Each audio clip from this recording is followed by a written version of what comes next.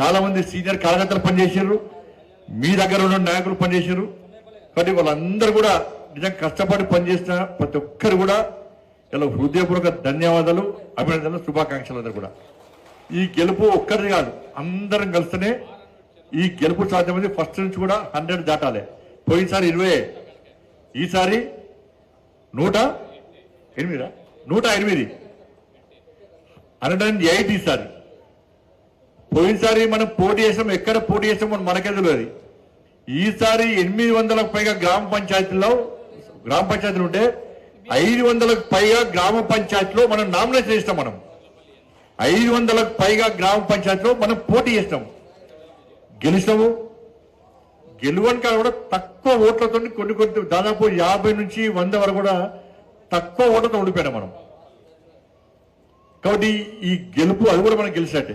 కాబట్టి మనం కష్టపడి గెలిచి అందరూ కష్టపడి సొంతగా ఆ గ్రామంలో మీకున్న పేరు, మీకున్న గుర్తింపు, మీకున్న మంచితనం, ప్రజలతోని మీరు కలిసిమెలిసి ఉన్న విధానం, దాంతోపాటు నరేంద్ర మోడీ గారి సంక్షేమ ఫలాలు, మన పార్టీ కార్యకర్తలు పార్టీ యొక్క పట్టు మీ గ్రామాల్లో ఉండడం,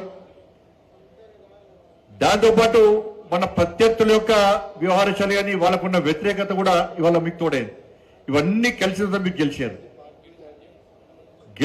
జులుసు తీసుకున్నారు, మీరందరూ బాధ్యతలు స్వీకరించారు.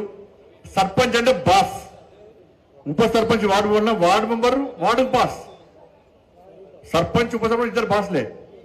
కానీ గెలిచిన తర్వాత బాస్ ఇజం చేయొద్దు. మనం సర్పంచ్ అనేది బాస్ కోసం గెలిపించలేమని, మీ ఊర్లో బాస్ ఇజం చేయండి. మీరే బాస్, మీకు తెల్లారేస్తే మేము వంగి దండాలు పెట్టాలి, మీరు వచ్చి ఇంటి మీద కూర్చోవాలి. ఇది కాదు సర్పంచ్. సర్పంచ్ అయినా ఉప సర్పంచ్ అయినా వార్డు మెంబర్ అయినా అది మీకు ఒక బాధ్యత. మాకున్న కష్టాలను, మాకున్న ఇబ్బందులను, మేము పడుతున్న ఇబ్బందులను తొలగించేటువంటి బాధ్యతను ప్రజలు మీకు అప్పచెప్పారు. కాబట్టి ఇలా గ్రామాల్లో ప్రజలను కాపాడాల్సిన బాధ్యత మీది. అభివృద్ధి చేస్తాం మనం, అభివృద్ధి అన్న పని చేస్తాం, అభివృద్ధి తర్వాత చెప్తాం మీకు. ఇవాళ గ్రామ సర్పంచ్ ఉప సర్పంచ్ వార్డు అంటే కేవలం రోడ్లు వేయడము, డ్రైన్స్ కట్టడం, కేవలం లైట్లు పెట్టడము, వాటి కోసం మాత్రమే అవి కూడా ఉంటాయి. వాటి కోసం మాత్రమే కాదు, గ్రామంలో మీ వార్డులో ఎవరికి ఏ కష్టం వచ్చినా ఏ ఇబ్బంది వచ్చినా కూడా వాళ్ళని దరి చేసుకొని వాళ్ళని కాపాడే ప్రయత్నం చేయడమే సర్పంచ్ యొక్క బాధ్యత. సర్పంచ్ ఊరికి తండ్రి అంటాడు, గుర్తుంచుకోండి. అంత గురుతర బాధ్యత సర్పంచ్ మీద ఉంటుంది. హాస్పిటల్స్ ఉంటే కొంతమంది హాస్పిటల్ పోవాల్సి వస్తుంది, ఎవరికైనా ఆరోగ్య సమస్య ఉంటుంది, హాస్పిటల్ తీసుకోవాలి. నేను సర్పంచ్ను, నేను తీసుకోబోతానా, నేను అసిస్టెంట్ చెప్తా, ఇది కాదు. సర్పంచే ఊర్లో ఏ కష్టం వచ్చి ఆదుకోవాలి. మీరు హాస్పిటల్స్ వెంటనే హాస్పిటల్ తీసుకుపోవాలి. ఒకసారి సర్పంచ్ అందరూ ఏం చేయాలి, వచ్చి మీకు తెలిసిన హాస్పిటల్ డాక్టర్స్ అందరు కలవాలి. సార్, నేను ఫలానా ఊరు సర్పంచ్ను, మా ఊర్లో పేద ప్రజలకు ఇబ్బంది వస్తే ఎప్పుడు మీకు వచ్చి కలుస్తా సార్, మాకు సహాయం చేయండి సార్, విషయాలు గొప్పాలి. సిరిసిల్ల వాళ్ళు, సిరిసిల్ల కాన్సెన్స్ వాళ్ళు సిరిసిల్ల డాక్టర్స్ అందరు కలవాలి. వేములవాడ కాన్సెన్స్ గెలిచిన వేములవాడ డాక్టర్లు కలవాలి. హుజాబాద్ డాక్టర్, అందరు డాక్టర్తో సత్సంబంధాలు ఉండాలి. మీకు డాక్టర్లకు వ్యతిరేకంగా ఎక్కడ కుట్టడం పెట్టుకోవద్దు. డాక్టర్లు ఆపద ఆడుకుంటారు. సరే ఒక్కరితో తప్పు చేస్తారు కావచ్చు, బ్లాక్ మెయిల్ చేయద్దు.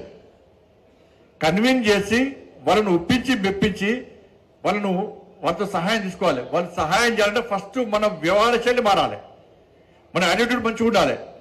కొంతమంది ఎట్లుంటారంటే ఇక ఏ కొంపలు మునిగా నవరేనవరిగా బ్రహ్మానందాన్ని బాబు అని తీసుకొచ్చి ముంగట జబర్దస్త్ టీములు మొత్తం ముంగోడేసి నవ్వించిన నవరాలు, నవ్వుతో ముత్యాలు అంతే వాళ్ళు అసలు నవరిగాలు.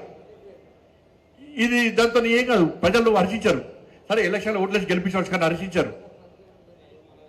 నడక మంచిగా ఉండాలి. కొంతమంది వాళ్ళు నడక చూస్తేనే ఓట్లేరు, వాళ్ళకి అలా అహంకారం ఇట్లా నడుస్తారు. కొంతమంది కొంచెం నమస్తే అంటే నమస్తే ఇట్లా నమస్తే అవుతుంది, గెలిచిన అహంకారం ఇట్లా అంటాం, గెలిచాక ఇట్లా అంటాం. ఇది కాదు, ఎదుటోళ్ళు మాట్లాడిస్తే నవ్వకుండా పలకరించాలి. 2 చేతుల జై శ్రీరామని నమస్కారం చేయాలి. వాళ్ళతో ఆపదన కష్టపడి ఆదుకునే ప్రయత్నం చేయాలి.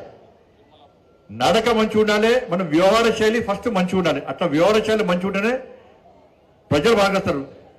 గెలుస్తాం కదా మళ్ళీ 5 సార్లు మనం విగడోడు ఎవడు అనుకుంటారు అనుకో, నీకు 2 సంవత్సరాల ప్రజలు చుక్కలు చూపడతారు. నీకు మంచి గుర్తింపు లేని వ్యక్తి వేస్తుంది. కానీ గుర్తింపు కోసం పనిచేద్దు. మన వ్యవహారశైలి మనం చేసే పనుల వల్ల ప్రజలు శభాష్ అనాలి.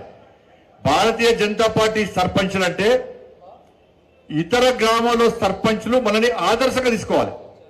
అరే ఫలానా ముస్తాబా సర్పంచ్ కూడా ఇంకో గ్రామ సర్పంచ్ ఎంత మంచోడా, నవ్వుకుంటా మాట్లాడతారా. పని అవుతుంది కాదు, కొన్ని అయితే కొన్ని కావు, కానీ నవ్వుకుంటా మాట్లాడాలి. రిసీవింగ్ గ్రామం కూడా గ్రామ ప్రజలు చేసి ఉండాలి. నువ్వు కూర్చుంటావు వాళ్ళు నిలబడతారు. ఇది కాదు, వయసుకు గౌరవం ఇవ్వాలి. కాబట్టి కేవలం రోడ్లు వాటి కోసమే కాకుండా ఏదైనా ఆరోగ్యపరంగా ఇబ్బంది వస్తే వాళ్ళని హాస్పిటల్ అడ్మిట్ చేయడం, వాళ్ళకు ట్రీట్మెంట్ చేయించే ప్రయత్నం చేయడం. స్కూల్ ఫీజులు చాలా మంది ఉంటాయి. స్కూల్ ఫీజులు అందరూ మీ ఊళ్ళకి వచ్చి కర్మీలు చదువుకుంటారు, హైదరాబాద్ చదువుకుంటే ఇక్కడ చదువుకుంటారు. పోయి వాళ్ళకి డిస్కౌంట్ ఇప్పిస్తారా, ఇప్పుడు మంచి చదువు చెప్పే విధంగా ప్రయత్నం చేయడం, మంచి ట్రీట్మెంట్ ఇచ్చే విధంగా ప్రయత్నం చేయడం. కొన్ని వాళ్ళ ఇబ్బందులు ఉంటాయి. ఆ ఇబ్బందుల కోసం మనం వాళ్ళకి సహకరించే ప్రయత్నం చేయడం.